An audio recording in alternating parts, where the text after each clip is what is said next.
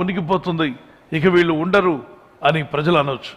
కానీ నావికుడు తెలివైన వాడైతే, సమర్థుడైతే, జ్ఞానం గలవాడైతే సురక్షితంగా అటువంటి సుడిగుండాల నుండి కూడా నావను జాగ్రత్తగా ఒడ్డుకు చేర్చగలడు.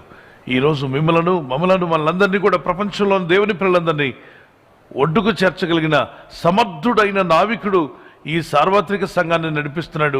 ఆయన యొక్క నడిపింపులో మనం జీవించినట్లయితే మన కుటుంబాల్లో కూడా సమాధానం ఉంటుంది, నెమ్మది కలిగి జీవిస్తాము. అయితే ప్రార్థనలు చేయడం మానొద్దు, మొరపెట్టడం మానొద్దు, దేవుని దగ్గర కన్నీళ్లు కాల్చడం మానొద్దు. పిల్లరా, పరిస్థితులు బాలినప్పుడు మనకు ఉన్నటువంటి కీ ప్రార్థన దేవుని సన్నిధిలో మొరపెట్టుకుందాం. ఎవరి మనసు ఆయన ఆనుకుంటుందో వారికి సమాధానం ఇచ్చే దేవుడు ఆయన.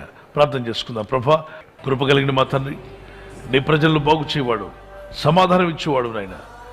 ఈ క్లిష్ట పరిస్థితుల్లో ప్రతి ఇంటికి సమాధానం ఇవ్వండి. యెహోవా యందు భయభక్తి గలవాడు దుర్వార్త వినను జడినన్నావు. మీ హృదయాలు కలవరపడనీయమన్నావు. ఇప్పుడు కృంగిపోకుండా ప్రార్థించడం నేర్పండి, సమాధానం నిలబెట్టుకోవడం నేర్పండి. గొప్ప సమాధానం దయచేయం నాయన. పరిస్థితులు బాలేనప్పుడు నిజమైన సమాధానం కలిగి ఉండాలని వాక్యం సెలవిస్తుంది.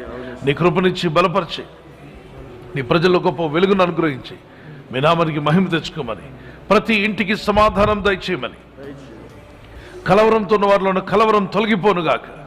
కలవరపెట్టే దురాత్మ చీకటి శక్తులు యేసు నామములో ప్రతి ఇంటిని, ప్రతి వ్యక్తిని విడిచిపోమని గద్దిస్తూ ఉన్నాను. సమాధానము, నెమ్మది కలుగునుగాక. మరణ భయము, ప్రాణహాని భయము, ఈ భయాల నుండి విడిపించండి. ధైర్యం ఇవ్వండి, సమాధానం ఇచ్చి బలపరిచి, ఇదిగో నా దేవుడు నన్ను విడవాడు, నన్ను ఎడబాయుడనే విశ్వాసంతో వారు ప్రార్థిస్తుండగా నీ ప్రజలను ఆదుకొని బాగు చేయమని ప్రార్థించి ఆత్మనిచ్చి మహిమ పొందుకోమని క్రీస్తు యేసు నామములో అడుగుచున్నాము మా పరలోకపు తండ్రి. ఆమేన్, ఆమేన్.